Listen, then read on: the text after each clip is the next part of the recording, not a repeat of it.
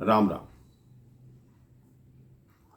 कहते हैं प्रभु श्री राम के जीवन से हमें कितना कुछ सीखने के लिए मिलता। मेरे प्रभु श्री राम हर दीनहीन के पास गए, उनको गले से लगाया, चाहे वो निषाद राज हों उनसे मित्रता की, चाहे केवट हों उनकी नाव पर चढ़े, चाहे शबरी हों उनके जूठे बेर तक खाए। और एक आजकल हम हैं जो अपने से छोटे आदमी से घृणा करते हैं, उनके पास जाना तो दूर, हम तो ये सोचते हैं वो हमारे समक्ष भी ना आए। कितना भेदभाव हो गया है आजकल हमारे समाज में। लेकिन वो जो समय था, मनुष्यों की तो बात ही क्या, पशु पक्षी भी इतनी मर्यादा में रहते थे कि आप उनकी मिसाल नहीं दे सकते। एक बार सीता जी पंचवटी से जल लेने के लिए गई, काफी देर हो गई, वो लौट कर नहीं आई। राम जी ने सोचा बहुत विलंब हो गया, आज सीता लौट कर नहीं आई तो मैं ही देखता हूं सीता जी कहां है।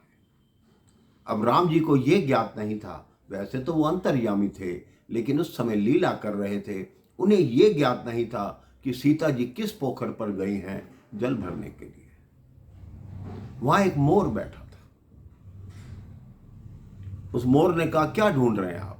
उन्होंने कहा, जानकी किस तरफ गई है? कहता, मैं उड़ के चलता हूं, आप मेरे पीछे पीछे आइए, मैं आपको बताऊंगा कि मां जानकी कहां है। अब मोर की उड़ान तेज थी, राम जी धीरे धीरे चल रहे थे। मोर ने कहा, आप चिंता मत कीजिए, मैं अपना एक एक पंख गिराता जाऊंगा, वही मार्ग पे आप आते जाना। कहते, मेरे भाई बहन, मोर जब सावन में नाचता है तो उसके पंख अपने आप गिरते हैं, लेकिन जानबूझकर अगर वो पंख गिराना आरंभ कर दे तो समझ लीजिए उसकी मृत्यु निकट आ गई है। राम जी को मार्ग दिखाने के लिए उस मोर ने अपने सारे पंख पूरे रास्ते पे बिछा दिए। जब वहां पहुंचा, कहा, ये रही मात जानकी, अच्छा मुझे आज्ञा दीजिए, अब मैं आपके धाम को जाता हूं। राम जी ने उस मोर को अपनी गोद में लिया। कहते, इस जन्म में तो मैं तुम्हारा कुछ नहीं कर सकता, लेकिन मैं जब कृष्ण अवतार में आऊंगा तो तुम्हारे पंख को अपने मुकुट पर लगाऊंगा।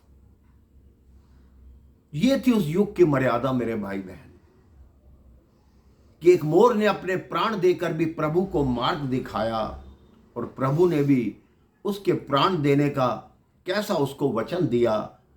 आप ये देख लीजिए, कहीं भी भगवान कृष्ण की कोई भी मूर्ति होती है, कुछ भी होता है, तो एक मोर पंख उनके शीश पर अवश्य होता है।